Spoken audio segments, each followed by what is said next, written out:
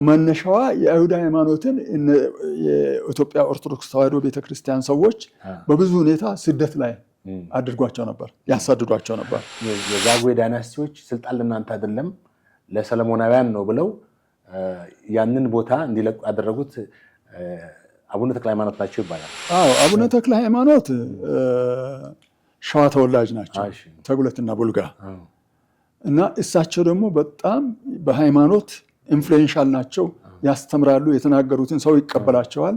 ተሰምነትም የነበራቸው ሰው ናቸው። ያን ቦታ ጎንደር እንዳገኘና ቤተ መንግስቱን በዛ እንደሰራ ይነገራል። ኦኬ፣ ግን ፋሲል በሞጋሳ ያደገ በኦሮሞ መጋሳ ያደገ ጉዲፈቻ አይነት ከዛም በቆይታ የእስራኤል ነገድም የተለያዩ የመጡ ሰዎች አንድ ላይ አብረው ሆነው እየኖሩ የአሁኗን ኢትዮጵያ እንደመሰረቱ እና እንደኖሩ ሁለተኛ የዘር ምንጭ ብሎ ላይ ኩሽ አማራና ኦሮሞን ከአንድ የዘር ምንጭ የመጡ እንደሆነ አድርጎ ነው እሳቸው ያስቀመጡ፣ ወይም ከአንድ አባት።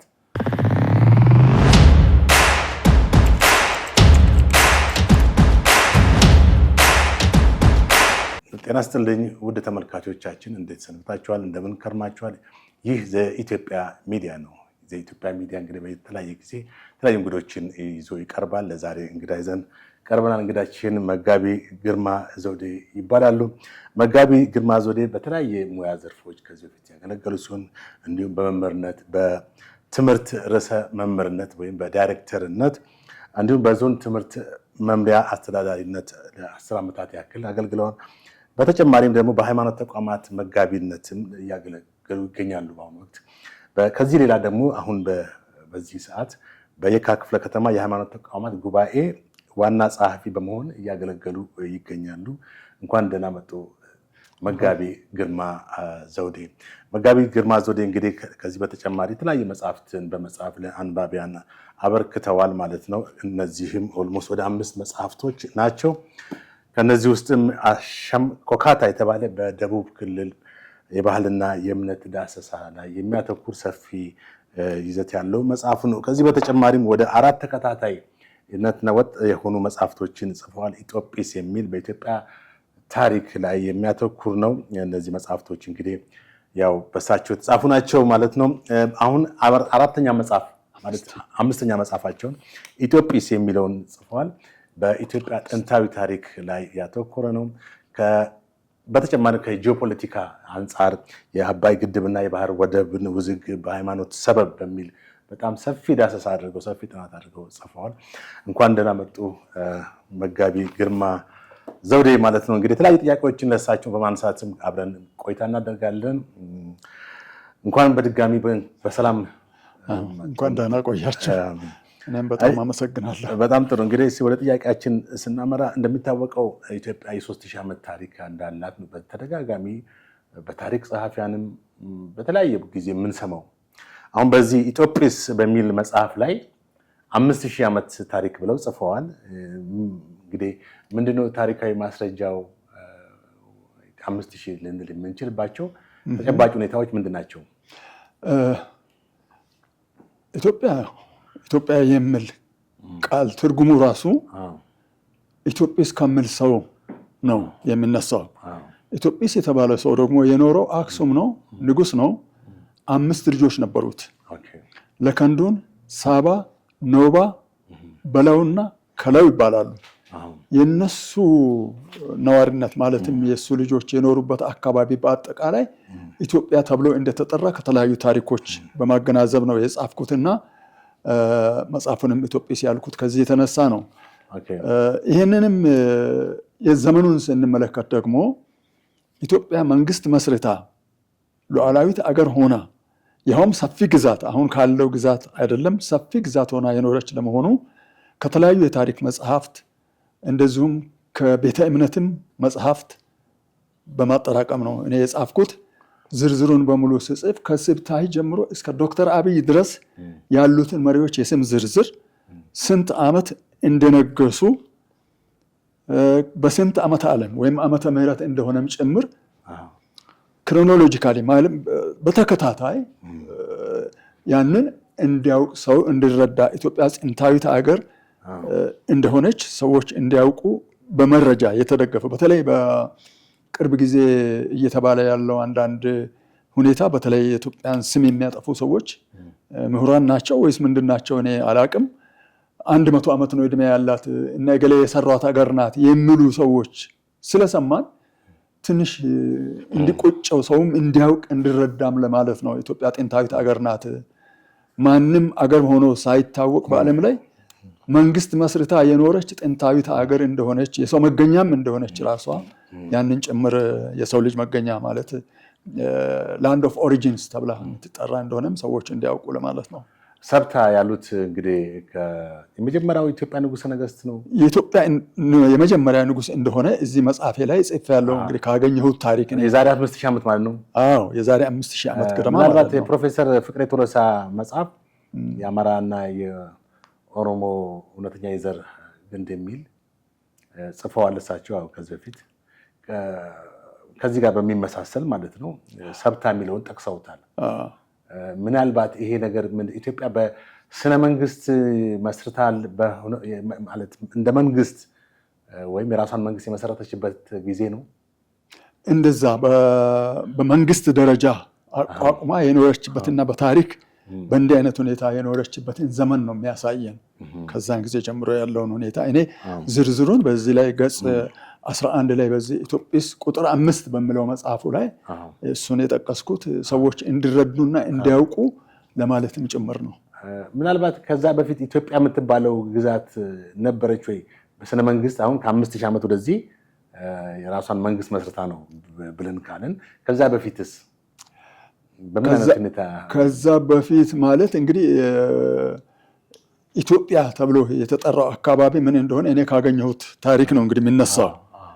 ከዛ በፊት ምናልባት ህብረት መስርቶ የኖሩ ሰዎች ሊኖሩ ይችላሉ። ከዛ ውጪ ስም ተሰጥቶ ኢትዮጵያ ተብሎ የኖረችው ግን ከዚህ ጊዜ ጀምሮ እንደሆነ የተረዳሁትን ነው እኔ የጻፍኩት ሰውን ለማስረዳት። ምክንያቱም ከእውነተኛ ተጨባጭ ሁኔታ ነው ታሪክ መጻፍ ያለበት። ታሪክ መዛባት የለበትም። የማላውቀውን ነገር ደግሞ አውቃለሁ ማለት አልችልም። ወይም ያላነበብኩትን ያልደረስኩበትንም ለሰዎች ማስተማር የለብኝም። እንደ አስተማሪ ያወቅኩትን፣ የተረዳሁትን፣ የተገነዘብኩትን፣ ያየሁትንና የሰማሁትን ነው ማድረስ ያለብኝ። ከዚህ አኳያ እንደው ከሰው ልጆች መፈጠር ጋር ወይም የሰው ዘር መጀመሪያ የሰፈረባት ምድር ነች። እንደው እንትኑን እንተው የአርኮሎጂካል ሉሲን እንተውና ከመጽሐፍ ቅዱስ አንጻር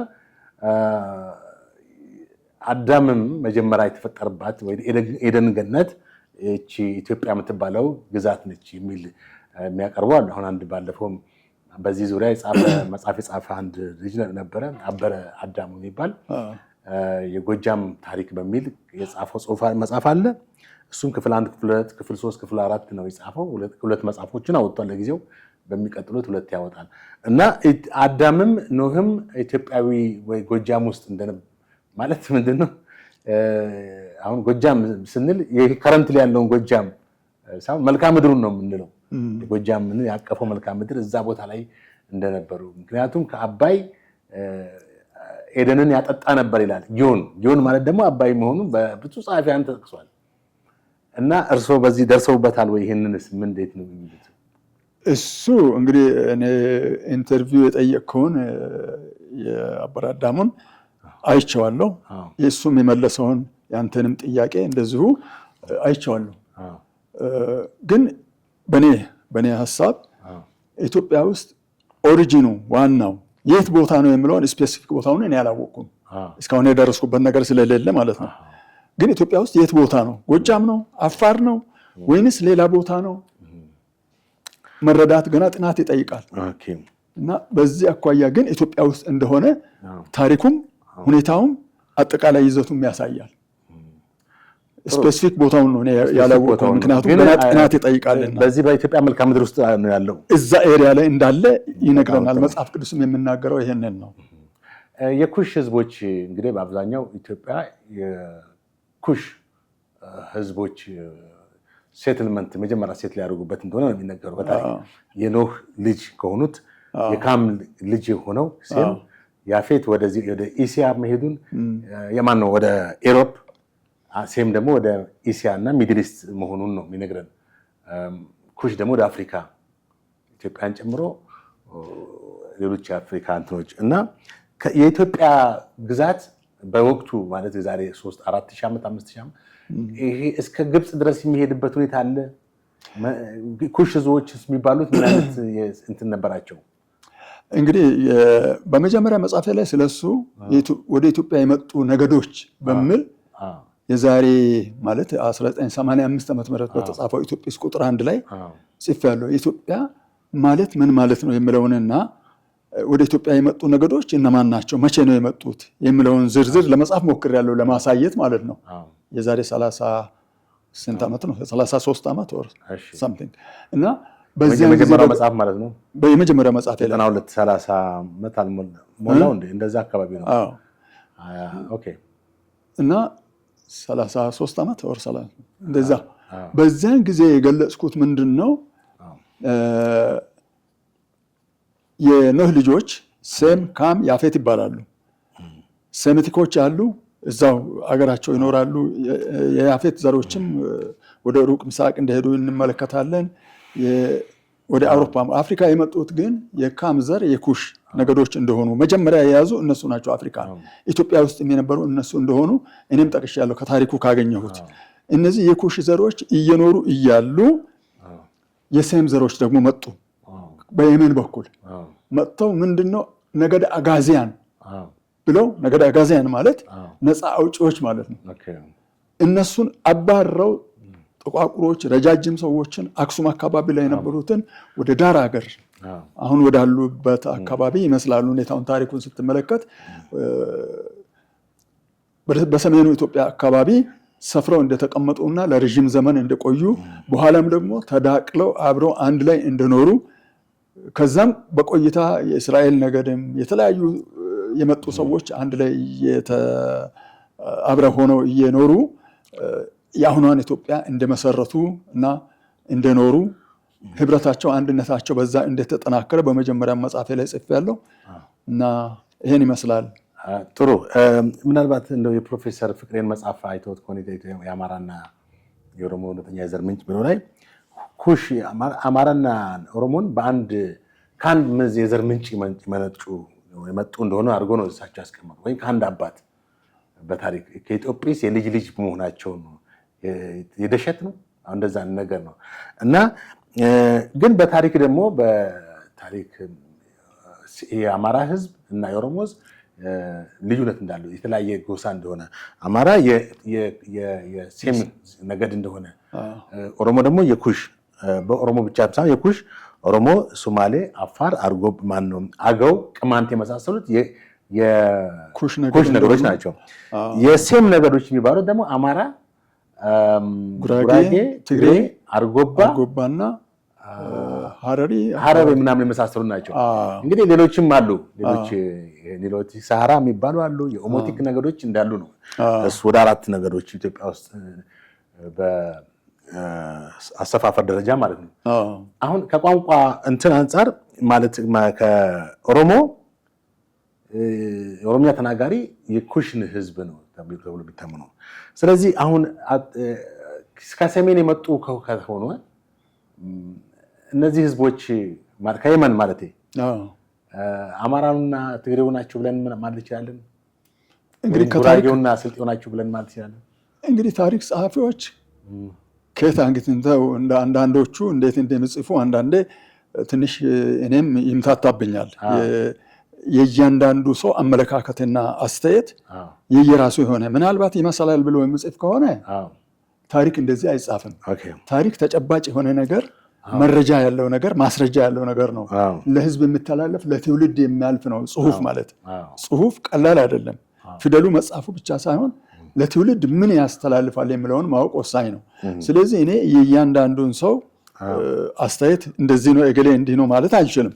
ግን እኔ በተረዳሁት ኩሾች ነበሩ ኢትዮጵያ ውስጥ፣ ኩሽቲክ የመጀመሪያው ሴትለርስ ወይም ደግሞ ነዋሪዎች። ከዛ ሴሚቲኮች ደግሞ መጡ አሁን የተባሉት። ከነሱ ጋር ግጭት ነበር መጀመሪያ። በኋላ ግን አንድ ላይ ሆነው እርስ በርስ ተጋብተው ቀለማቸውም፣ ሁኔታቸውም፣ ባህላቸውም የተደባለቀ ቋንቋቸውም አሁን ጥርት ያለውን ነገር እንትን ስንል አሁን ጉራገኛና አማርኛ፣ ግዕዝ እንደዚህ የመሳሰሉት የተወሰነ አንድነት እንዳላቸው እንመለከታለን።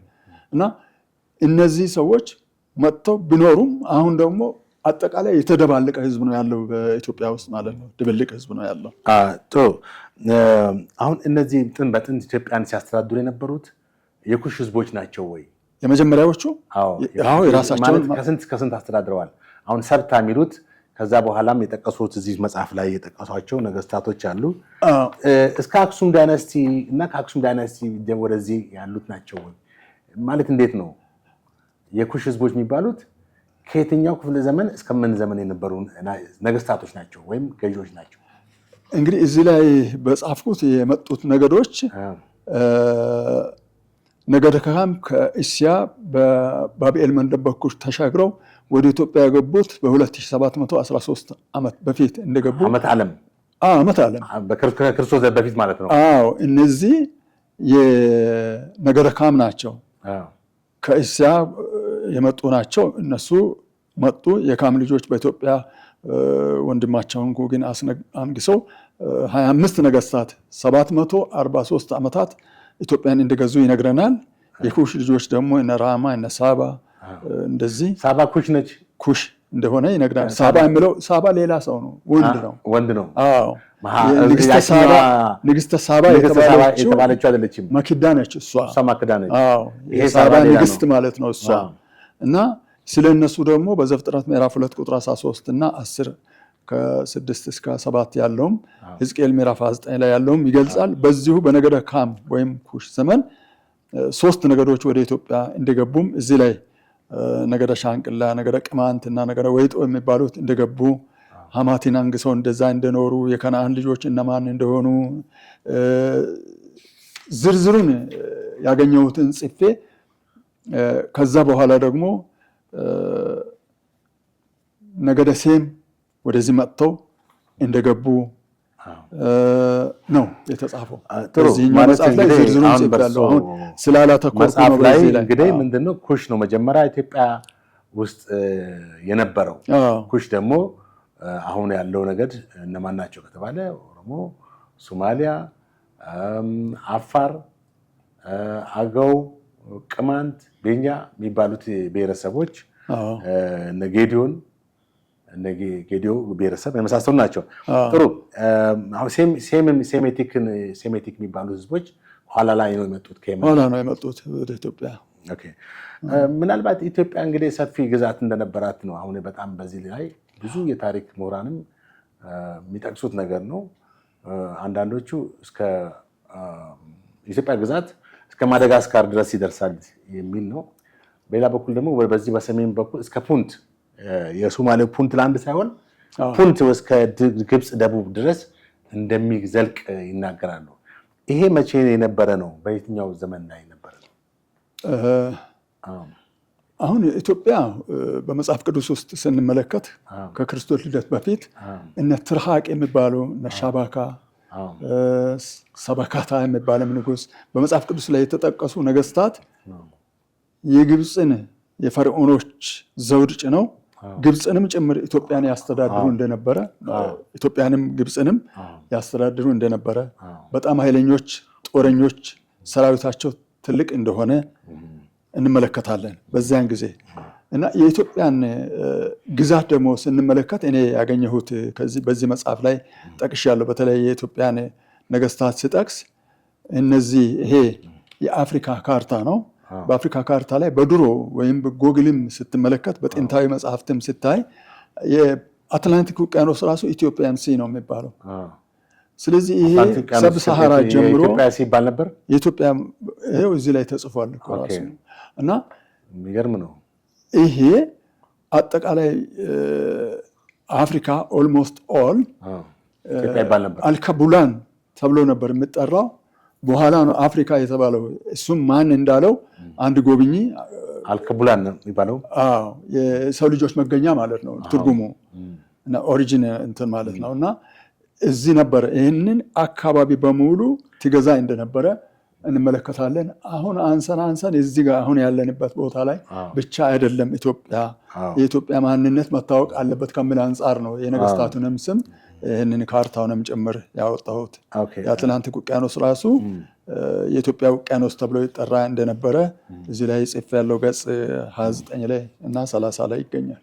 የአትላንቲክ ውቅያኖስ በዛን ጊዜ በዚህኛው ላይ ምናልባት ከ2000 ዓመት የአክሱም ስልጣኔ እንግዲህ ትልቁ የኢትዮጵያ ገናና የነበረችበት ዘመን ነው።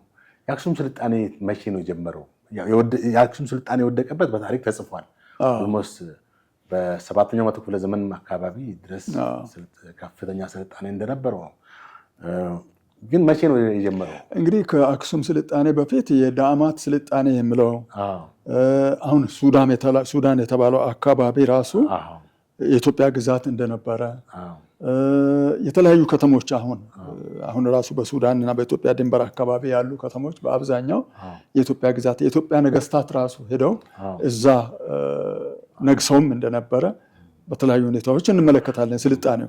ከዛ በኋላ የአክሱም ስልጣኔ ደግሞ የጀመረው ከክርስቶስ ልደት ዓመቱ ስፔሲፊካሊ ባይጠቀስም ከክርስቶስ ልደት በፊት እንደሆነና ከዛ በኋላ ደግሞ በክርስቶስ ልደት ጊዜም ራሱ ባዚን የተባለ ንጉስ የነገሰው ልክ እሱ በነገሰ በ8ኛው ዓመት ላይ ነው ጌታ ኢየሱስ ክርስቶስ የተወለደው።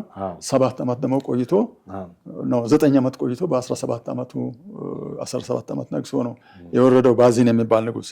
ከባዚን በኋላ ያሉት ነገስታት በሙሉ በዓመተ ምህረት ውስጥ ተጠቅሰው ነው የምንመለከተው። በዚያን ጊዜም የአክሱም ስልጣኔ በጣም ከፍተኛ የነበረ ስለሆነ ሳንቲሞች ተሰራ ነበር ኢትዮጵያ የመገበያያ ገንዘብ። የአክሱም ደግሞ ሐውልቶች የተሰሩት ከዛ በፊት ነው። በጣም የነገስታት መቃብር ላይ ነው በብዛት የተሰሩት። በምን እንደተሰሩ ራሱ ፈረንጁም አበሻውም ማወቅ አልቻለም። እስካሁን ጎብኚዎችም ቱሪስቶች እየመጡ የሚጎበኙት የአክሱምን ሐውልት ቀላል አይደለም። አሁን ሌጀንዱ ዝም ብሎ በቃል የምነገረው ነገር ኦልሞስት ከ25 እና ከ15 ኪሎ ሜትር ርቀት ካለው ድንጋይ ላይ ተጠርቦ በዝሆኖች ተጎትቶ መጣ። ከዛ ማን ያነሳው ይሄንን ሂውጅ ሐውልት ስትል ደግሞ ባሮች ናቸው ያነሱት ይለዋል። ባሪያ ከክሬን የሚበልጥ አቅም የለውም፣ ሰው እኮ ነው ባሪያ የሚሉት። እና ይሄ እንዴት ተሰራ የሚለው ራሱ ስልጣኔው የት ገባ ወደሚለው እንዲወስደን ያደርጋል። ለምን ጠፋ የሚለውን እንድንመረምር ያስፈልጋል። እሱ ብቻ አይደለም። ከዛ በኋላ የመጡትን አሁን ላሊበላ ውቅር አብያተ ክርስቲያናትን፣ ጎንደርን፣ ሌሎችንም አሁን አዳዲ ማርያም የሚባለው በላሊበላ ጊዜ የተሰሩትን የተለያዩትን ነገሮች ስንመለከት ጀጎል ህንፃን፣ ጥያ ትክለ ድንጋዮችን እነዚህን ሁሉ ስንመለከት የስልጣኔውን አሻራ ነው የሚያሳየን። ስለዚህ የኢትዮጵያን ስልጣኔ የአክሱማይት መንግስት ስልጣኔ ያሳየናል ማለት ነው። ይህን ስናይ የት ሄደ ስልጣኔው ለምን ጠፋ የሚለውን እንድንመረምር ይረዳናል። ጥሩ። አሁን የአክሱም ስልጣኔ በፊት የዳማት ስልጣኔ ነበር ብለዋል። በዚህ ዳማት መንግስት ወይም ዳማት የሚባለው መንግስት የያህ ስልጣኔ የሚባልም አለ። እነዚህ ዳማት የሚባሉት ያህ ጋር ምን አንድ ናቸው? ከዛ ጋር እንትኑ አለው ክሮኖሎጂካሊ ግንኙነት አለው። እሺ። እና በእንዲህ አይነት ሁኔታ ነው። አሁን ያህ ድንጋይ ይባላል። ያህ ድንጋይ ይባላል። ስለዚህ ያ ድንጋይ ነው ለዚህ ለአክሱም ሐውልት መስሪያ እንትን ያለው ማለት ነው። እንደዛ ነው። አዎ። ጥሩ። ሌላው የአክሱም ዘመን የነበረው ዘመን እንግዲህ ምናልባት ከ1000 ዓመት በላይ እንደሆነ ነው የሚታወቀው። በዚህም ቅድም እንደጠቀሱ ሳንቲሞች ይሰራ ነበር። ሌሎችም የመገበያያ እንደ የተለያዩ ነገሮች ነበሩ እና አክሱም ከውጭ መንግስታቶች ጋር መልካም ማለት የንግድ ግንኙነት ያደርግ ነበር። ምናልባት እስቲ ከዚህ ከመካከለኛው ምስራቅ ከተለያዩ መንግስታት እስከ ህንድ ድረስ ባለው ሀገር ይገናኙ ነው። በተለይ አዶሊስን ስትመለከት አዶሊስ የጥንት ባህር ወደብ ነው። የኢትዮጵያ ምጽዋ ማለት እኮ አይደለም።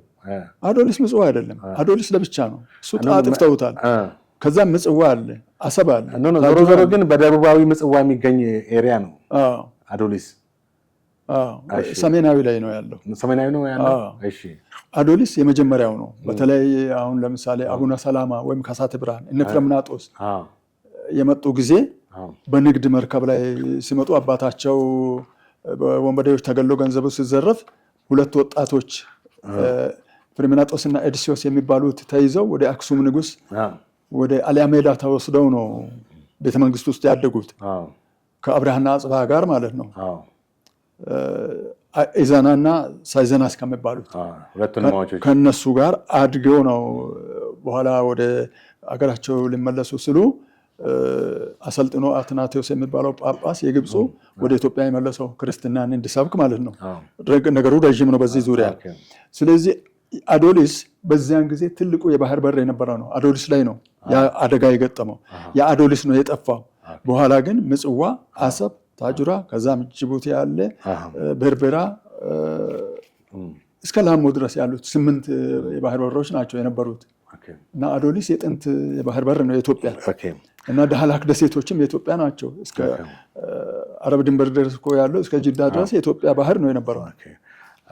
ጥሩ። ክርስትና እንግዲህ ያው ኢትዮጵያ በጣም ከአፍሪካ ቀደምት የክርስትናን በመቀበል ትታወቃለች። መቼ ነው ለመሆኑ ክርስትና የተቀበለችው? አሁን አንዳንድ በኢትዮጵያ ኦርቶዶክስ ቤተክርስቲያን ኢትዮጵያዊ ጃንደረባ በፊልጶስ በተጠመቀ ጊዜ ነው የሚለውን ታሪክ ማንም ሰው ያውቀዋል። እንግዲህ በዛን ጊዜ በፊልጶስ ተጠምቆ ኢሳያስን መጽሐፍ እያነበበ ባለበት ጊዜ ነው የተገናኙ፣ ያገኘው መንፈስ ቅዱስ አዞት ይላል። በዚህን ጊዜ ነው የሚል አለ። ነገር ግን አሁን የታሪክ መጽሐፍቶች ደግሞ በ4ኛው መቶ ክፍለ ዘመን ነው ኢትዮጵያ ከኒቅያ ጉባኤ በኋላ ማለት ነው። በ4ኛው መቶ ክፍለ ዘመን ማለት በንጉስ ኢዛና ዘመነ መንግስት ነው። ንጉስ ኢዛናም ክርስቲያን የሆነ የመጀመሪያው ንጉስ ነገስት ነው የሚል ነው። የትኛው ነው ትክክለኛ? በመጀመሪያው መቶ ክፍለ ዘመን ነው የተቀበለችው? በ4ኛው ነው የተቀበለችው? እንዴት ነው ይሄ? በሐዋርያት ሥራ ምዕራፍ 8 ላይ የተጠቀሰው ኢትዮጵያዊ ጃንደረባ ለስግደት ነው ኢየሩሳሌም የሄደው። እሱ ክርስቲያን አልነበረም። እሱ ለስግደት የሄደው በኦሪቱ ሕግ መሰረት ኢየሩሳሌም ሄዶ ሰግዶ ሊመጣ ነው የሄደው። ሲመለስ ሰግዶ ሲመለስ የእግዚአብሔር መንፈስ ደግሞ ፊልጶስን ላከው። በጋዛ አሁን ይሄ ጦርነት ያለበት አካባቢ ያለ ጋዛ እዛ እንዲያገኘው አደረገው። እዛ ሄዶ የሚያነባውን የኢሳያስን መጽሐፍ ስለ ኢየሱስ ክርስቶስ ስቃይ እንደ በግ ታረደ የሚለውን መከራ እንዳየ ያን ሁሉ እያነበበ ለመሆኑ ይሄን የምታነበውን ትረዳዋለህ ስለው ልክ እንደ ኢትዮጵያዊ አይደለም። ዛሬ ኢትዮጵያዊ እኔ እንጃ እንደዚህ ብለው ተጠይቆ ምን አገባህ ስለኔ ነው የምለው። እሱ ግን የዋህ እንደው ቅን ሰው ይመስለኛል። እንደው ከኢትዮጵያዊነት በጣም ጥሩ ኢትዮጵያዊ፣ ታዛዥ፣ ታማኝ እና ለመስማትና ለመማር የተዘጋጀ ኢትዮጵያዊ ይመስላል ያ ሰው። እንዴ የሚያስረዳኝ ሳይኖር እንዴት አድርጌ ነው የምንረዳው አለ። ይሄ ትልቅ አባባል ነው። እንግዳው ነገሩ እኮ እንዲህ ነው ብሎ ሲል እና እሺ ቁጭ በላለ። እንደውም አጠገቡ ሰረገላው ላይ ሰረገላ እኮ ማለት የዛሬ ጋቢና ላይ ማስቀመጡ ማለት ነው። አስቀምጦት ነገረው። ክርስትና በቃ እንደዚህ ነው፣ ኢየሱስ ክርስቶስ እንዲህ ነው ብሎ አንተ የምታነበው የኦሪቱን ነው። አሁን ግን በአዲስ ኪዳን ይሄ ነገር ተፈጽሟል። ኢየሱስ ክርስቶስ እንደዚህ ተሰቅሎ ሞቶ ተነስቶ ትንሳኤው እንደዚህ ነው፣ በእርሱ ስም ደግሞ እንደዚህ መጠመቅ ያስፈልጋል ስል ውሃ ጋር ሲደርሱ እንዳልጠመቅ ምን የሚከለክለኝ ነገር አለ አለ። በፍጹም ልብ ካመንክ እርሱ የእግዚአብሔር ልጅ እንደሆነ ካመንክ ይሆናል አለ። ወደ ወንዝ ሄዶ አጠመቀው፣ ደስ ብሎት ወደ ሀገሩ ተመለሰ ይላል ይሄ ሰው።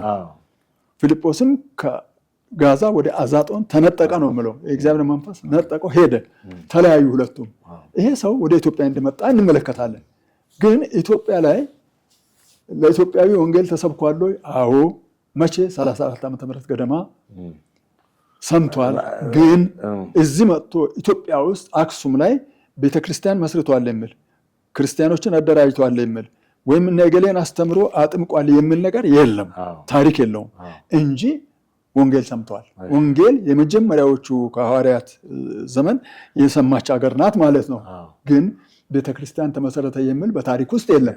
በታሪክ ውስጥ የምንመለከተው በ330 ዓመተ ምህረት አካባቢ አቡነ ሰላማ ወይም ከሳተ ብርሃን በአትናቴዎስ ተቀብተው ከግብፅ ወደዚህ ሲመለሱ ኢዛናና ሳይዘናስ እንደዚሁም አላሜዳ የነበሩበት ጊዜ ነው። ያው አባታቸው ተቀብሎ እነሱ እዛው እያሉ ነው ሰው የሞተው ንጉሱ አላሜዳ። ከዛ በኋላ እነሱ ስመ ንግስናውን ይዘው ከእናታቸውም ጋር ቆይተው ነው አካለ መጠን ሲደርሱ ወደ ሀገራችን እንሄድ ብሎ ሲነሱ ነው እስክንድሪያ ላይ ለአትናቴዎስ ኢትዮጵያ የሚባል ሀገር አለ እንዲህ ቆይተን መጥተናል፣ ስለዚህ ወንጌል ቢሰበክላቸው ጥሩ ነው ብለው የነገሯቸውና ከዛ ለምን ከናንተ የተሻለ ሰው አናገኝም ሰልጥናችሁ ወደኋላ ለምን አትመለሱም ሲባል ኢዛና ማነው ፍርምናጦስ እሺ ብሎ ተመለሰ ወደዚህ። ወንድምየው ግን ወደ አገሩ እንደሄደ የምንመለከተው ከዛ ነው። ስለዚህ ክርስትና ትክክለኛው በታሪክ የተዘገበውና የተመዘገበው በ4ኛው ሴንቸሪ ላይ ያለውን ነው የምንመለከተው በእነ ኢዛና ዘመነ መንግስት። ክርስትና መስፋፋት ማለት የመንግስት ሃይማኖት ከሆነ በኋላ ነው የተስፋፋው። ቤተ መንግስት ነው የተቀበለው የቤተ መንግስት ሃይማኖት። ምክንያቱም የቤተ መንግስት ልጆች የዚህ ሰው አስተማሪያቸው ነበር። እሱ አብረው ቤተ መንግስቱ ስለሚኖሩ እንደ ወንድማቸው እንደ ወንድም ማለት ነው። እነሱም የእሱን ሃይማኖት ተቀበሉ። መሳፍንት መኳንንቱም በሙሉ ተቀበሉ። የአይሁድ ሃይማኖት ተከታዮች ራሳቸው ህዝቡ በብዛት ስለመጣ እነሱም ይግቡ ተብሎ አብረው ገቡ። የአይሁድ ሃይማኖትንም ደግሞ ደባለቁት እዛ ውስጥ እና አንበሬም የሚባሉት እና አንበሬም አሁን የአይሁድ ሃይማኖት መሪዎች ናቸው። እነሱን ጠየቋቸው። በቃ ህዝቡ በዝቷል፣ አሁን ምን እናድርግ አሉ። በቃ እኛም የምንችለውን እናስተምራለን አሉ። አይሁድንም ባህል የምኑንም ሌሎች ነገስታቶችም እነ ንጉስ ካሌብ እነ ንጉስ ገብረ መስቀል በኋላ ነው እሱ በኋላ ነው እነሱ አሁን የአይሁድ ህዝቦች ባሉት ላይ ከአይሁድ ህዝቦች በወቅቱ የነበረች ዮዲት ጉዲት ነበረች። ማን ዮዲት ጉዲት? ዮዲት በኋላ ነው። በስንተኛው ክፍለ ዘመን? እሷ በ10ኛው 9ኛው መቶ ክፍለ ዘመን ላይ ነው የነበረችው። ማለት ቤተክርስቲያንን ያጠፋችበት ምክንያት ምንድን ነው? እሷ የአይሁድ ሃይማኖት ተከታይ ናት። እሺ መነሻ አንተና ምንድን ነው? መነሻዋ የአይሁድ ሃይማኖትን የኢትዮጵያ ኦርቶዶክስ ተዋሕዶ ቤተክርስቲያን ሰዎች በብዙ ሁኔታ ስደት ላይ አድርጓቸው ነበር፣ ያሳድዷቸው ነበር። ያንን ለመበቀል ውስጧ እየተቃጠለ ነው ቆየው። በኋላ ንጉሱ ድንገት ሞተ አክሱም ላይ። ድንገት ሲሞት ልጁ ደግሞ ገና ትንሽ ህፃን ልጅ ነው፣ የንጉሱ ልጅ። ሰው በለቅሶ ላይ ነው ያለው፣ ግርግር ነው ከተማው። አክሱም ድብልቅልቁ ወጥቷል። በዛን ጊዜ ባሏ ደግሞ የቤተ መንግስት ውስጥ እንደ ሚኒስቴር አይነትን አገልግሎት ያለው ነው። የሱንም አሽከሮች የራሷንም ሰዎች በሙሉ ሰብስባ ከተማው ላይ አዋጅ አወጀች፣ ዮዲት ነግሳለች ብላ። ከዛ በኋላ ዮዲት ስልጣኑን ያዘች። ከዛ የቤተ ክህነትን ሰዎች ህፃኑን ያችን ህፃኑ እንኳን ሰራተኛው ናት፣ እስከ ሸዋ ድረስ መንዝ ድረስ ተሸክማ መታ ነው ያዳነችው ህፃኑን አንበሳው ድም የሚባለውን እና እሱን አዳኑ። ከ40 ዓመት በኋላ ነው ሄዶ እንደገና የነገሰው። ስለዚህ በዚያን ጊዜ እሷ በነገሰችው 40 ዓመት ውስጥ አብያተ ክርስቲያናትን አቃጥለች፣ እነዚህን ሐውልቶችንም ንዋየ ቅዱሳትን የተለያዩ ነገሮችን እንዳቃጠለች ታሪኩ ይነግረናል። እሷ በኋላ ነው። በአክሱም ታሪክ ውስጥ እንግዲህ አሁን በአክሱም ላይ ትግራይ ህዝብ ነው ያለው። አልነበረም ማለት ነው ያ ህዝብ የዛሬ 3000 ዓመት አካባቢ ሌላ ህዝብ ነበር፣ ኩሽ ነበር ማለት ነው። መጀመሪያ ኩሽ ነው የነበረው። በኋላ አሁን ትግራይ የሚባለው ነገደ አጋዚያን የሚባለው ህዝብ እኮ ነው ከየመን የገባው። ይሄ ሴሚቲኮች ናቸው። እዚህ ላይ ከክርስቶስ ልደት በፊት አይደለም በፊት እንጂ በፊት ነው የነበረው። ይሄንን እዚህ የመጀመሪያ መጽሐፌ ላይም ጠቅሼዋለሁ። እሱ ሌላ ላስታዎች ናቸው እንግዲህ ላስታ ወይም ዛጉዌ ስርወ መንግስት የመሰረቱት ናቸው። ኦልሞስት በኢትዮጵያ ውስጥ ለ200 ዓመታት 333 ዓመት ነው። 333 ዓመት እዚህ ላይ ጠቅሼያለሁ። በሙሉ 200 ይላሉ። 200 የሚል አንብቤያለሁ። ከነ ዝርዝሩ ይሄው 333 ዓመት የነገሱ መሆኑን እዚህ ላይ ጠቅሼዋለሁ። ከነ ነገስታቱ ከነ ዝርዝሩ ንጉስ ሲትባረክ እና ንጉስ ላሊበላ እነሱ በኋላ የነገሱ ናቸው እና በ1270 መሰለኝ መልሶ ደግሞ የንጉስ ሰለሞናዊ ዳይናስቲ ወይም የአክሱም ዳይናስቲ ይኩኖ አምላክ ነው። እዚህ ጋር እንደሚነገር ነገር አለ። ምናልባት እንግዲህ ትክክለኛ መሆኑን ያረጋግጡልኛል። እነዚህን አክሱም የዛጉዌ ዳይናስቲዎች ስልጣን ለእናንተ አይደለም ለሰለሞናውያን ነው ብለው ያንን ቦታ እንዲለቁ ያደረጉት አቡነ ተክለ ሃይማኖት ናቸው ይባላል። ትክክል ነው? አቡነ ተክለ ሃይማኖት ሸዋ ተወላጅ ናቸው፣ ተጉለትና ቡልጋ እና እሳቸው ደግሞ በጣም በሃይማኖት ኢንፍሉዌንሻል ናቸው። ያስተምራሉ፣ የተናገሩትን ሰው ይቀበላቸዋል። ተሰምነትም የነበራቸው ሰው ናቸው። እናታቸው ተማርከው ሞቶሎሚ የሚባል የዳሞት ንጉስ ወላይታ ድረስ ወስዷቸው ነበር። እግዚአብሔር ይባላሉ እናታቸው፣ ጸጋ ዘአብ ይባላል አባታቸው። ፍስሐ ጽዮን ይባላል የእሳቸው ስም ደግሞ ቀድሞ እና እዛ ወስደው ሴትዮዋን ንጉሱ አልነካቸውም፣ ግን ወደ ሀገራቸው ይመለሳሉ በድል እና ወደ ሀገራቸው ተመልሶ አርግዘው እኚህን ሰው ይወልዳሉ። እኚህ ሰው ከተወለዱ በኋላ ለሃይማኖት የተሰጡ ሆኑ። በዚህ ሁኔታ ውስጥ እያሉ እንግዲህ ያኔ የነበረውን ሁኔታ ስንመለከት የዛጉዌ ዳይኔስቲ በተለይ ከንግስት ማነች ከዮዲት ጉዲት ጀምሮ እየተሸራረፈ ብዙ ችግር እየተፈጠረ ከመራ ተክለ ሃይማኖት እስከ ይትባረክ ድረስ በነበረው ዘመን 333 ዓመት ቆይቶ ትርምስ ለሞ ነበር ጦርነት። ልክ እንደ አሁን በየጎሬው በየአካባቢው ነፃ ውጪ ግንባር ምናምን የሚባል አለ አይደለም? ልክ እንደዛ ጦርነትና ችግር ሽብርም ስለነበረ አቡነ ተክለ ሃይማኖት ከተለያዩ የሃይማኖት እንትኖችም ስንመለከት ነገሩ እንዲረጋጋ ሰዎችም ወደ ቀድሞ ሰላማቸው እንዲመለሱ ለማድረግ እነዚህ ነገስታት መልቀቅ አለባቸው። መጽሐፍ ቅዱስ ለዳዊት የተናገረው ከዘሪ በዙፋን ላይ የሚቀመጥ አታጣም ብሎ የተናገረውን ቃል እናንተ ወስዳችሁ ከዳዊት ዘር ከሰለሞን ወገን የሆነው የሰለሞኒክ ዳይኔስቲ ሰው እያለ እናንተ ንግስና ይዛችሁ በአገር ላይ ለምን ሽብር አይመጣም? ስለዚህ ይሄንን ሊቀቁ እና በስልጣን ሽግግር በሰላማዊ ነገር ብለው ኢንፍሉዌንስ እንዳደረጉ አንዳንድ ታሪኮች አንብቤያለሁ። እኔም ከቤተ ሃይማኖት ታሪክም ከተለያዩ ሰዎችም በተለይም አለቃ መሰረት ስብሐት ለአብ የሚባሉ የኦርቶዶክስ አለቃ አሉ። እሳቸው በማስተማርም ብዙ መጽሐፍ በመጽሐፍም ይታወቃሉና እሳቸውን መጽሐፍ ላይ አይቻለሁ የኢትዮጵያ ቤተክርስቲያን አስተዋጽኦ በሚልና ከዛ በኋላ ይኩኖ አምላክ ሁኔታውን እንትን ብሎ ስልጣኑን እንዲይዝ አደረጉ። ለነዛ ሰዎች ደግሞ ለናንተ መሬት ያለ ግብር እንድትበሉ ወይም ደግሞ እንድትጠቀሙ ለማድረግ ላስታን ምድር አካባቢ ያለውን እናደርጋለን ተብሎ ስልጣኑ ለይኩኖ አምላክ እንደተሰጠው የምንነገረውን እኔም ጻፍኩት አለ በመጀመሪያ መጽሐፍ ላይ። እንግዲህ በኢትዮጵያ ታሪክ ውስጥ ብዙ ጊዜ አንዳንድ አሻሚ የሆኑ ወይም የታሪክ ግጭት የሚፈጥሩ ነገሮች አሉ። ቅድም እንደጠቀሱት ኢትዮጵያ የስንት ዓመት ታሪክ አላት በሚል በምሁራን ዛይቀር እኔ ፕሮፌሰር ሕዝቅኤል ገቢሳን ኢንተርቪው አድርጋቸው ከዚህ በፊት መጽሔት ስናዘጋጅ 150 ዓመት ታሪክ ብሎኛል። የታሪክ ምሁር ነው እንግዲህ አሜሪካን ሀገር አትላንታ ዩኒቨርሲቲ የታሪክ አስተማሪ ናቸው ፕሮፌሰር ሕዝቅኤል ገቢሳ እና ከአፄ ምኒልክ ጀምሮ ነው ኢትዮጵያ ታሪክ የሚጀምረው ብሎኛል። ሌሎችም በዚህ ደረጃ ወደ 150 የሚጠቅሱም አሉ። ከዛ ከፍ አድርጎም 1000 ዓመት ምናምን የሚሉም አሉ። ብቻ የተለያየ ነው። አሁን እዚህ ጋር ምንድነው የታሪክ እንትን ልዩነት ማለት ታሪክን የሚገለጽበት ሁኔታ አለ። ከዚህ አንጻር ሌጀንድ የሆኑ ነገሮች አፈ ታሪክ የሆኑ ነገሮችም አብረው የሚጠቀሱበት ሁኔታ አለ። ለምሳሌ አፄ ልብነ ድንግል ጦር ግራኝ መሐመድ ወረራ ካሄደው በኢትዮጵያ በቤተክርስቲያን ላይ የተነሳው ጦር አውረድ ብሎ እሳቸው ጠይቀው ነው ፈጣሪን የሚባል ነገር አለ። ይሄ ምን ያክል እውነት ነው? እኔም ሰምቻለሁ እሱን። ልብነ ድንግል ወጣት ነው፣ ወጣት ንጉስ ነው። ከአፄ ዘርዓ ያዕቆብ በኋላ አፄ ዘርዓ ያዕቆብ ከአፄ ዘርዓ ያዕቆብ ባዕደ ማርያም ከባዕደ ማርያም ናዖድ ከናዖድ ልብነ ድንግል ነው የነገሱት።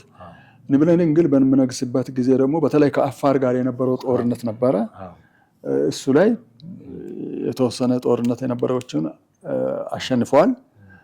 ከዛ ለማረጋጋት ሞክሯል። 12 ዓመት ደግሞ ጦርነት አልነበረም ይባላል። በዚያን ጊዜ ሰላም ሆኖ ወርቅና ብር በሽበሽ የነበረ ሀብት ነበረ። አንዳንዱ ታሪክ ምንድን ነው የምለው ቦካን በሰበስን ጦር አውጪ ምድር ብሎ 40 ጊዜ በጦሩ የቤተመንግስቱን ግንብ ይወጋ ነበር፣ መሬትን በጅራፍ ይመታ ነበር የሚል ነገር አለ። ሌጀንድ ይሁን ምን ይሁን ትክክለኛውን ታሪክ እንዲህ ነው የሚል ነገር የለም። አንዳንድ ጊዜ የኢትዮጵያን ታሪክ ስትመለከት የተጨበጠ ነገር የሆነ ክፍት ነገር ብቻ የሚያሳይበት ጊዜ አለ።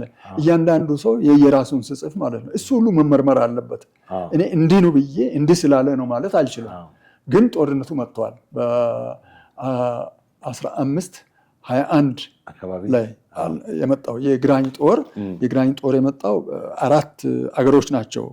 ቱርኮች ናቸው መሳሪያውን የሰሩት ጠመንጃ ማለት ነው። አረቦች አሉ፣ ፓኪስታኖች አሉ፣ ኢራኖች አሉ።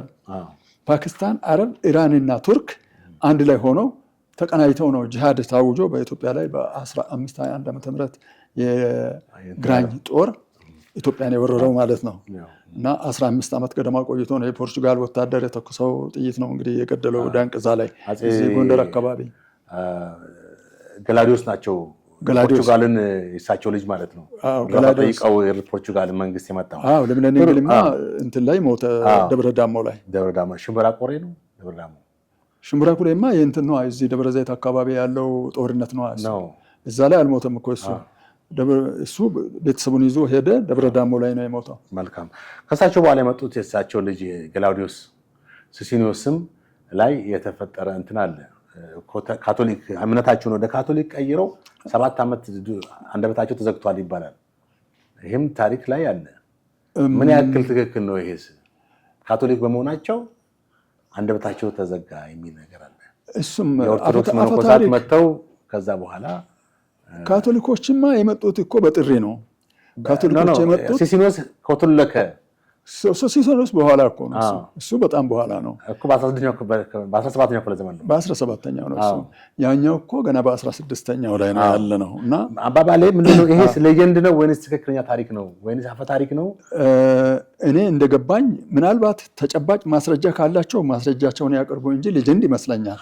ምክንያቱም ይመስለኛል የምልበት ምክንያት አለኝ። ያልተረዳሁትን ነገር እንዲህ ነው ብዬ ታንጅብል ነው ብዬ መናገር ስለማልፈልግና ስለማልፈቅድ። አሁን ኢትዮጵያ ታሪክ አጻጻፍ ላይ እንግዲህ ሁሉ ጊዜ ልዩነት የሚፈጠረው በትክክለኛው ታሪክና በሌጀንድ ወይም በአፈ መካከል ልዩነት ስለምት ከዚህ ጋር ልጃቸው ፋሲልም ያ ጎንደርን በምሪት በመለኮታዊ ምሪት እንዳገኘ ነው የሚነገረው። እዛ ፋሲል የዛሬ 7 ዓመት ሄደን ጎንደር የሚለውን በገ የሚጀምር ቃል በሚል የተለያዩ ከተሞችን እንትን አስሶ ኋላ ላይ ያን ቦታ ጎንደር እንዳገኘና ቤተመንግስቱን በዛ እንደሰራ ይነገራል። ኦኬ፣ ግን ፋሲል በሞጋሳ ያደገ በኦሮሞ መጋሳ ያደገ ጉዲፈቻ አይነት እንደዛ ይባላል። እውነት ነው? እሱን አልተረዳሁም፣ እኔ አላወቅኩም። ምክንያቱም ከፋሲል በፊት የነበሩት በተለይ የኦሮሞ 9 ሉባ ከመልባህ ሉባ እስከ ሙለታ ሉባ ያሉት ሉባዎች ነገስታቱን በመርዳትም በመቃወምም በተለያዩ ሁኔታዎች እንደተሳተፉ እንመለከታለን። እነ ሰረጸ ድንግል ላይ ነው የተሰራው ያ ስራ እና ከዛ በፊት የነበረውን ሁኔታና ከዛ በተለይ እነ ሱሲኒዮስ ከሱሲኒዮስ በኋላ ፋሲል ነው የነገሰው። ፋሲልን ሱሲኒዮስን ኮተለከ ብሎ ህዝቡ ግርግር አንስቶ ነበርና በኢትዮጵያ ውስጥ ያው ሁሌ አንዳንድ ጊዜ እነዚህ የግብፅ ጳጳሳት የሚሰሩት ስራ አለ። እነሱ የሚሰሩት ስራ ምንድነው? ለልማት ተግቶ የሚሰራ ንጉስ ካለ ህዝቡን እንዲህ የሚያስተባብር ካለ በተቻለ መጠን በሃይማኖት ሰበብ ወይም በብሔር ሰበብ ወይም በጎሳ ሰበብ በምን አድርገው ለመጣል ነው የሚፈልጉት። በምን እንደሆነ እንትኑን መመርመር ይጠይቃል። ግን የነሱ እጅ ያለበት ይመስላል። አሁን የፋሲል ብቻ አይደለም፣ የአጼ ዘድንግልም ራሱ ከዛ በፊት የነበረው በ1599 ዓመተ ምህረት የተገደለው ሰው አጼ ዘድንግል ማለት ወጣት ነው፣ ኢንፍሉዌንስ ያለው ጥሩ ስራ ለመስራት የተነሳ ሰው ነበር። እሱንም ኮተለከ ብለው ነው ህዝቡ ለጦርነት ሲሄድ እሱም ብቻውን አስቀርተውት ብቻውን ሞተ። ከዛ የፈረስ ጉግስ በሱ ላይ ተደረገ። የቀለበቱ ላይ የነበረውን አልማዝ ለመውሰድ ቀለበቱ ሁሉ ተቆርጦ ነው የተወሰደው። ሰውየው ሞተ። ንጉስ ነው ግን እና እስከዚህ ድረስ ያደረጉ የግብፅ ጳጳሳት ናቸው። በግዝት ማለት ነው። ማንም እንዳይከተለው ገዝቻለሁ በሚል የነሱ ስራም ያለበት ይመስላል። በዚህ ዙሪያ ላይ ቅድም አሁን እንዳልከው የፋሲልንም መጣራት ይጠይቃል። አሁን የፋሲል ለምሳሌ ስለ ፋሲል ምንድነው የሚባለው ድርሳነ ሚካኤል ላይ የተጻፈ አለ። ዝርዝሩን ምናልባት እዚህ መጽሐፍም ላይ ታገኛለህ። ነገሩ ነው ወይ አይደለም ወይ መመርመር እንድችል ነው ሰው። እኔ የጻፍኩኝ ዝም ብዬ አይደለም። ነው ወይ እስቲ ይሄን ነገር እዩት ነው። አሁን የምትለውንም ነገር ነው ወይ ትክክል ነው ወይስ ታሪኩ እውነት ነው ወይ? ታንጅብል የሆነ ነገር ተጨበነ ነገር የማይፈልግ ሰው የለም። ሁሉም እውነትን ነው የሚፈልገው። እውነት ደግሞ እውነት ነው። ውሸት ተቀባብቶን ቢመጣ ውሸት ነው። ስለዚህ እውነትን ለማወቅ እንድጥር ነው የሚያስፈልገው ሰው። ኢትዮጵያ በረጅም ጊዜ ታሪኳ አሁን በተለይም የአክሱም ዳይናስቲ መመለስ ወይም የሰለሞናዊ ዳይናስቲ ከተመለሰ በኋላም ይኩኖ አምላክ ጀምሮ የተለያዩ አፄ ዘርዓ ያዕቆብ፣ አፄ ዳዊት አፄ ልብነ ድንግል ዘድንግል የመሳሰሉ ተክለ ሃይማኖት እየገነገሱ መጥተው ኋላ ላይ ያው ወደ መፈረካከስ ደርሶ ወደ ዘመነ መሳፍንት ገባ። በተከፋፈለ ወደ 200 ዓመት ያክል ነው ኢትዮጵያ ገብንት በዘመነ መሳፍንት የትግራይ ንጉስ፣ የወሎ ንጉስ፣ የበጌምድር እየተባለ በተለያዩ የነገስታቶች መተማመራት ኋላ ላይ ኢትዮጵያን አንድ በማድረግ አፄ ቴዎድሮስ ናቸው እንትን ያሉት። ግን አፄ ቴዎድሮስ ያ ንጉሰ ነገስት እንትኑ የሰለሞናዊ እንትን የላቸውም አይደል? የላቸውም። አዎ የመጀመሪያው ብቻ እሳቸው ኮምፕሊት የላቸውም ወይስ በሆነ ዘመን አይገናኙም? እኔ እንግዲህ አላየሁም እስካሁን። ኦኬ ቢኖር ደግሞ ትንሽም ብትኖር ይነሳ ነበር። የገበሬ ልጅ ናቸው። አዎ እናታቸውም ኮሶ ሻጭ ናቸው። መልካም። ከዛ በኋላ ዮሐንስ አፄ ዮሐንስ አላቸው ዝር የነገስታት ማለት የሰለሞን ዘር ማለትም የይሁዳ ነገድ የሚባለው ማለት ነው። ከዛ ሚኒሊክም እንደዛው አፄ ኃይለ ሥላሴ። ግን ይሄ ነገር ማለት የነገስታት ዝር የሰለሞን ዘር መሆናቸው እንዴት ነው ማለት ትክክለኛ እንትን ነው በራሱ ማለት ለ2500 ዓመት እንግዲህ በኢትዮጵያ ውስጥ ገዝተዋል በአፄዎች ማለት ነው።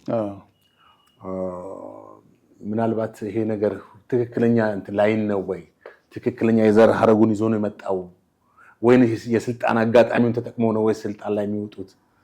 ለምሳሌ ሚኒሊክ ከወጡ በኋላ የሚኒሊክ የእህት ልጅ ናቸው እንትና አፄ ማን ነው ራስ መኮንን ደግሞ የአፄ ኃይለ ሥላሴ አባት ናቸው። ያ አጋጣሚ ኦፖርቹኒቲ ገጥሟቸው ነው። ምክንያቱም የንግስቲቱ አየች የንግስት ዘውዲቱ ራስ እንትን ነበሩ ተንከባካቢና በእሷ ዙሪያ ራስ ሆኖ እንደ አማካሪ በመሆን ነበረው። ማን አይደለም ጣይቱ ናታ እሷ ዘውዲቱ እንጂ ዘውዲቱማ የንጉሱ ልጅ ናት እኮ። ዘውዲቱ ለስመ ንግስናው ይዘዋል። ስመ ንግስናውን ይዘው አልጋ ወራሹ ነው ፈላጭ ቆራጭ ግን ኃይለ ሥላሴ ናቸው። ተፈሪ መኮንን እሳቸው አሟሟታቸው ዛሬ ድረስ በጣም በጥያቄ ምልክት ውስጥ ነው። እሳቸው አስገድሏቸው የሚሉ ሰዎች አሉ። ታመው ነበር በዛ በጣም ጾም አብስተው የሚባል ነገር አለ። የተለያዩ ነገሮች ይነገራል ስለ አሟሟታቸው። ከዚህ አንፃር እንግዲህ ኦፖርቹኒቲውን በመጠቀም ስልጣን ይዘው ነው ወይንስ ትክክለኛው የይሁዳ ነገድ ዘነገደ ይሁዳ የሚለው ነው ወይ የሚለው ነገር እንዴት ነው አጣርተዋል? በዚህ ጉዳይ ላይ ይሄን ለመናገር ምናልባት በቅድሚያ መጠቀስ ያለበት ቅድም የጠየቀው የመሳፍንቱ ዘመን እንዴት ነበር የሚለውን ነው። የእርስ በርስ ግጭትና ለስልጣን ሽሚያ አንድነት ማጣት ኢትዮጵያን ጎድቷታል። አንዱ ንጉስ የሰራውን ሌላው እየነቀለ ጊዜ ይፈጃል። አንዱ በገነባው ላይ ሌላው አይገነባም። እኔ ንጉስ ነኝ እያለ ሁሉም በየቦታው እየተነሳ አብሮ ተባብሮ እጅ ላይ ተያይዞ አገሪቱን ለማሳደግ አይደለም። ያው የውጭ ወራሪ ሲመጣ ትንሽ ይሻላሉ። ቆይ እስቲ ሄደን ውጭ ጠላት መጥቶብናል እኛ ተመልሰን እንዋጋለን ብለው ሁሉ የሚሄዱበት ጊዜ ነበር። ግን ያ ሁሉ እየሆነ መጥቶ በተለይ አፄ ተክለ ጊዮርጊስ ዘመነ መንግስት ላይ 1777 ላይ ጭራሽ ቤተ መንግስት የሚባል ነገር ማዕከላዊ መንግስት ጠፋ። ኦልሞስት ወደ 200 ምናምን ዓመት ቆይቶ የ70 ዓመቱ ግን የተለየ ነው። ሁሉም በየቦታው በየአውራጃው ንጉስ ነኝ አለ። በየቀየው ንጉስ ነኝ እያለ በቃ ክልሉን ከልሎ ልክ እንደ ውሻ ሽንት እየከለለ አሁን ብሔረሰብ ምናምን የገሌ ውጣ እንደሚባል ማለት ነው። እኔ ለምሳሌ የዛሬ 54 ዓመት ዕጣ አውጥቼ ከመምህራን ማሰልጠኛ ሲወጣ ለኤርትራም ጭምር ነው ያወጣሁት። የደረሰኝ ግን ጋሞ ጎፋ ነው። ያኔ ድንበር አልነበረም። ያኔ እኛ በነበርን ጊዜ። አሁን ግን በብሔር በምን እያለ እንደነበረ አይነት ያን ጊዜም እንደዚህ አይነት ችግር ተፈጥሮ 70 ዓመት ሙሉ ከ1777 እስከ 1847 ድረስ አፄ ቴዎድሮስ እስኪነሱ ድረስ በጣም ከፍተኛ የሆነ ትርምስ ነው በየቦታው የነበረው። ሁሉም የራሱን ክልል ይዞ በቃ ንጉስ ነኝ እያለ የኖረበት ኢትዮጵያ ማዕከላዊ መንግስት የጠፋበት በቤተ ክርስቲያን እንኳን ኦርቶዶክስ ካራ፣ ቅባት፣ ጸጋ፣ ተዋህዶ ተብሎ 4 ቦታ ተከፍሎ እርስ በርስ መጨፋጨፍ የነበረበት ጊዜ ነው በኢትዮጵያ ውስጥ። እና ያን ሁኔታ እንዴት ነው አንድ ለማድረግ የሚቻለው የሚለውን ከኦርቶዶክስ ተዋህዶ የሄደ አንድ የ25 ዓመት ወጣት ነው አፄ ቴዎድሮስንም የቀባው እንትን የሄደ ማለት ነው ከእስክንድሪያ። እና ከዛ በኋላ ኢትዮጵያን አንድ ለማድረግ ጥረት አድርገዋል። ሰውየውም የተቻላቸውን ያህል ሞክረዋል፣ ግን ግልፍተኛም ስለነበሩ፣ ሁለተኛ ደግሞ እንግሊዞች ደግሞ እንዴት አድርገው ከበው መጥተው ከህንድ ሀገር ነው ተልኮ የመጡት በናፒር መሪነት እና ዙሪያቸውን ከበው ለእንግሊዞች እጅ አልሰጥም ብለው ራሳቸውን ገደሉ። ከዛ የእሳቸው አበቃና ከአፄ ዮሐንስ ከዛ ምኒልክ እያለ መቀጠሉን እንመለከታለን። የአፄ ኃይለ ሥላሴም ቢሆን የእሳቸው የአባታቸው እናት ናት አማራ። እሳቸው ከዘር ሀረግ ስንመለከት ተፈሪ መኮንን፣ ወልደ ሚካኤል ጉዲሳ እያለ ነው የሚሄደው።